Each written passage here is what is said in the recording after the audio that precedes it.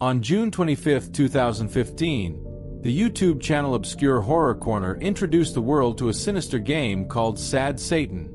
It was the first recorded version of the game on the internet, and unlike traditional horror games, it had no clear objectives, enemies, or endings. Instead, you explored dark hallways and were bombarded at random moments with mysterious symbols, strange sounds, and disturbing images. It was an experience unlike any other. What really set Sad Satan apart was not just the creepy atmosphere, but the bizarre and disturbing content hidden beneath the surface. The game wasn't just uncomfortable. It was tied to allegations of illegal imagery and unsettling references. You controlled the character in first person, walking through tight, dark hallways while distorted sounds played in the background. These sounds ranged from backwards music to screams and distorted laughter. As if that weren't enough, the game even inserted interviews with serial killers into the mix. Every now and then, images would suddenly invade the screen. Some were just plain weird, like black and white photos of statues or enigmatic symbols. Others were genuinely terrifying. Portraits of criminals, references to cults, and Latin phrases. One of the most famous images was of Jimmy Savile, a TV presenter discredited for decades of child abuse. His presence in the game gave the feeling that something much darker was behind it all. To make matters worse, there was a recurring apparition, a ghostly child that appeared in the hallways. In the last gameplay video published by Obscure Horror Corner, this figure began following the player. There was no escape. The game ended when the player was finally caught up and killed by this silent, terrifying figure. If the original Sad Satan was already disturbing, things got even darker on July 7, 2015. That day, a download link for the game appeared on the paranormal forum 4chan. Those who downloaded the version quickly realized they were dealing with something much more sinister. This clone version contained images of extreme gore, mutilation, and even highly disturbing illegal content. As if that weren't enough, the file also contained malware, which could cause serious damage to your computer, including complete crashes. Jamie, the alleged owner of the Obscure Horror Corner channel, denied any connection to this horrific version. He claimed that the version he played did not include any of this illegal content. But there were problems with his story. Some inconsistencies left many people wondering whether he was being completely honest. Jamie said he found Sad Satan while browsing the dark web. According to him, an anonymous user named ZK sent him the link to the game, which was hosted on a Tor hidden service. But this raised another question. If Jamie had nothing to do with the corrupted version, where did the gameplay video he posted come from? After all, every link shared since then has proven to be fake or infected. Since then, people all over the world have tried to decipher the true meaning of Sad Satan. The references to Jimmy Savile and the ghostly children led many to believe that the game was actually a macabre metaphor for child abuse. Others suggested that it could have been created as a sick way to spread illegal content in disguise. The name of the game itself, Sad Satan, was taken from a reversed audio clip of Led Zeppelin's song Stairway to Heaven, reinforcing the idea of a satanic or cult-related theme. After all the controversy, the Obscure Horror Corner channel disappeared. Jamie never spoke about the subject again, and the mystery remained unsolved. That didn't stop the internet from being fascinated by the game, however. Fans created clean versions of Sad Satan, removing the illegal content so that people could experience the dark atmosphere without taking any risks. What really makes Sad Satan stick in the minds of those who know its story is not just the horror or the accusations. It's the fact that, to this day, no one knows the whole truth. And if you're thinking of investigating further, you'd better be careful. The things you may encounter may be far more disturbing than you are prepared to deal with. In 2009, another disturbing mystery emerged on the internet, this time on Reddit, and quickly became one of the most bizarre and disturbing rabbit holes in the history of the web. The enigma of the Lake City Quiet Pills. To this day, This story has no clear resolution, leaving a trail of theories in the air that range from the strange to the terrifying. It all started with a Reddit user named Religion of Peace, later identified as Milo. He already had a controversial reputation, having moderated a notorious subreddit called Jailbait, known for highly questionable content, which would eventually be banned by the platform. But that's only part of the story.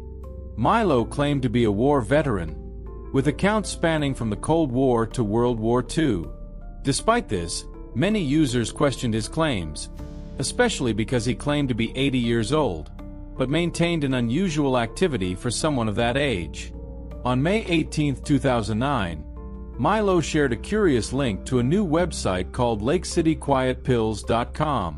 He described the site as "that old guy's image host." At first glance, the site seemed simple, a basic platform for uploading images.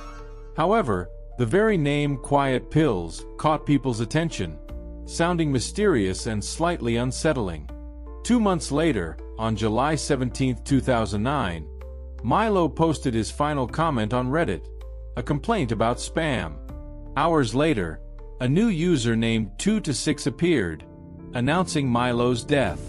According to the post, Milo had passed away at his desk, leaving no family and few personal belongings. So far, the story was strange enough, but the real mystery began when curious users decided to investigate the website LakeCityQuietPills.com. When they explored the site's source code, they found cryptic messages that appeared to be job offers. But these jobs were anything but ordinary. The ads included messages such as immediate need for 12 ESS fluent in Spanish, no paperwork required, 4 for DP 24/7. Fluency in Spanish is a plus. The terms sounded strange and full of military jargon. One user suggested that DP stood for duty position and ESS could be related to security or special operations. Another term, wet work, is a well-known euphemism for assassinations. The mystery grew even more sinister in 2010, when a real-life event appeared to be directly connected to Lake City Quiet Pills. On January 19th of that year, Mahmoud al-Mabhouh, a Hamas arms dealer, was assassinated in a Dubai hotel. He was suffocated by a team of operatives who had used false identities to enter the country. The connection? The website LakeCityQuietPills.com listed a party on the same day as the murder. The site's code contained a detailed breakdown of expenses, including hotel rooms, transportation, and medical supplies, totaling nearly $94,000. Theories have since exploded. Many believe the site was a front for a group of professional assassins, possibly ex-military or mercenaries. Some suspect connections to covert intelligence operations. But the story didn't stop there. The 2-6 account was connected to another name, Angel26. This alias had appeared on other forums since the early 2000s, including farcree.com. More disturbingly, the email associated with Angel26 was directly linked to the domain LakeCityQuietPills.com. Over time, activity on the site ceased. It went offline, but the mystery remained. Many questions remain unanswered. Who was Milo really? What did the site stand for? And what was its connection to real-world events? Whatever it may be, the story of Lake City Quiet Pills is a grim reminder that sometimes the truth behind the mysteries of the internet can be much scarier than we imagine. Another equally fascinating mystery emerged from the depths of YouTube in the mid-2010s. Known as the Red Room Broadcast, this story mixes speculation, fear, and the grim reality of the dark web. It all started with seemingly harmless videos. A series of live streams would appear on random channels, with no context or explanation. These streams featured minimalist settings. A nearly empty room painted red. In the center of the frame was a chair, sometimes occupied by a hooded or masked figure.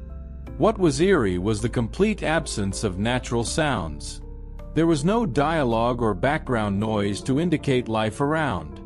Instead, a constant white noise permeated the videos, creating an almost unbearable atmosphere of tension. What caught the most attention were the movements. The figure in the chair, when present, would remain still for long periods, only to move suddenly, as if reacting to something unseen. The broadcast went viral when a clip showed something disturbing. In the middle of a live session, as the viewer count was rapidly rising, the hooded figure held up a piece of paper with a message written on it, "Coming soon. 9 p.m. The online community immediately panicked and began to theorize. Some believed it was a real threat, while others saw it as marketing for an indie film or an ARG, alternate reality game, campaign. But at 9 p.m., another live video emerged, this time showing what appeared to be direct interaction with the broadcast chat. Users began to ask questions, and the masked figure responded with simple movements. A nod for yes, a shake of the head for no. One user, named Curiosity123, asked a question that took the stream to a whole new level of unease. "Are you in danger?" The figure remained motionless for several seconds before doing something unexpected. It held up a hand with a thumbs up, a cryptic response that created more confusion than enlightenment. Then the stream abruptly cut off. In the weeks that followed, the channel hosting the streams was deleted, but not before other equally disturbing videos surfaced. In one of them, the figure in the red room was not alone. Another person, clearly tied up and hooded, appeared in the background for a brief moment before the stream went dead again. The incident sparked disturbing theories, many of them involving the dark web and the idea of real red rooms, live streams of torture or murder, intended for wealthy clients willing to pay to watch these heinous acts. However, cybersecurity experts and internet enthusiasts have debated the authenticity of these theories. While many argue that red rooms are impossible due to the infrastructure required for anonymous live streams, others point out that in the age of peer-to-peer and advanced encryption technologies, almost anything is possible. What made this story even more sinister was the disappearance of user Curiosity123. Within days of his interaction in the chat, his profiles on several online platforms were deleted. No activity has been recorded under his name since, and even his real-life friends have reported no knowledge of his whereabouts. This chain of events has raised troubling questions.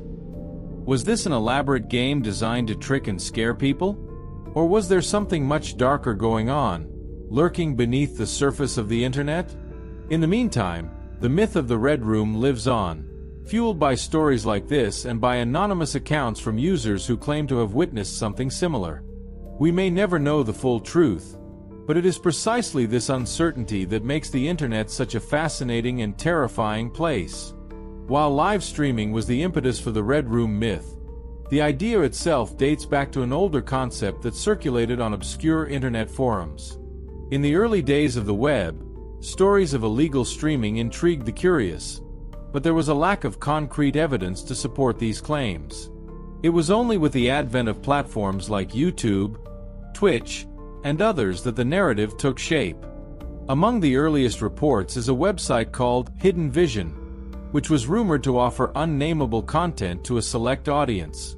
The site is believed to have operated on an invite-only basis and required payment in cryptocurrency, making it difficult for authorities to track.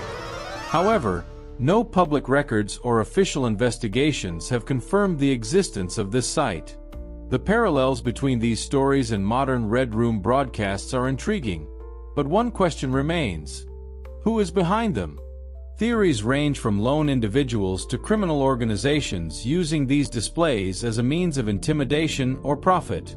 Another peculiar aspect of these broadcasts is the presence of elements that some interpret as occult symbolism. In several screenshots and recordings analyzed, objects such as candles, ancient books, and cryptographic drawings can be seen in the environment. These details have fueled speculation about possible connections to cults or rituals.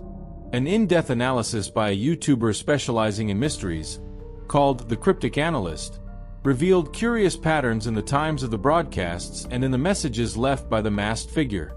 According to him, many of these messages corresponded to significant dates in esoteric calendars, such as solstices or lunar eclipses. This raised the hypothesis that the videos could be part of something larger, perhaps even a way to recruit new members for a secret group. Despite this, the lack of concrete evidence makes it difficult to separate fact from fiction. And it is precisely this ambiguity that makes the myth of the Red Room such a powerful legend. One of the most frightening stories linked to this phenomenon came to light in 2018, when an anonymous man posted a detailed account on a discussion forum. He claimed to have been kidnapped and forced to participate in one of these broadcasts. According to the account, he was held captive for 3 days, blindfolded and gagged, while hearing voices whispering in languages he did not recognize. During what would be the last night of his abduction, he was taken to a room painted red and placed in front of a camera. He described the sensation of being watched by hundreds, perhaps thousands, of anonymous people. Inexplicably, he was released the next morning, dumped on a deserted road. To this day, he does not know who kidnapped him or why. His testimony was met with skepticism by some and horror by others, but it served to reignite the debate about the reality of the Red Rooms. As I sat transfixed by the broadcast, questions kept racing through my mind. Who was behind this? Was it real, or just another bizarre performance by the internet? I decided to investigate further, something that would soon prove to be a mistake. I went into the comments section of the video, hoping to find clues. Most of the messages were chaotic, emojis, strange symbols, and nonsensical words. But some users seemed to communicate in a more organized way. Phrases like, "The next one starts in 13 minutes," and "The room is ready" kept cropping up. I clicked on one of these commenters' profiles, but the information was minimal. No videos posted, no description, just the same avatar with the strange symbol I'd noticed earlier. I couldn't help myself and did what any curious person would do. I started searching for the symbol on search engines. Initially, the results didn't turn up anything relevant, but by using specific combinations of words, I ended up redirected to obscure forums on the deep web. In these spaces, the symbol seemed to be associated with something called the Order of the Red Eye. The users of these forums spoke in code, and although I didn't understand much of what I read, it was clear that the broadcasts I had watched had a connection to this group. Phrases like "the offering is made" and "the viewers of the key" appeared repeatedly, making it clear that these broadcasts were much more than just macabre entertainment. Even with my heart racing, I kept browsing. That's when I came across a thread that left me cold. Recruiting for the next ritual. New eyes needed. The poster stated that in order to watch the next broadcast, you had to send an email with basic personal information. As absurd as it all seemed, the serious tone of the messages and the extreme secrecy surrounding these forums were too disturbing to ignore. My curiosity got the better of me. I decided to create a fake email to try to find out more information without compromising my identity. I sent a simple message, pretending to be interested in participating in whatever this was. The response arrived faster than I expected. The text was brief, but full of instructions. "Welcome to our circles. To proceed, follow this link and wait for live instructions. Do not attempt to act on your own." The link led to an extremely basic-looking website. There was just a black screen with a timer that showed just over 2 hours. The feeling of being dragged into something that shouldn't continue haunted me, but my determination to find out the truth had already surpassed the limits of reason. When the timer ran out, the screen was filled with another live broadcast. It was different from the previous one. The environment seemed like a closed room, with concrete walls and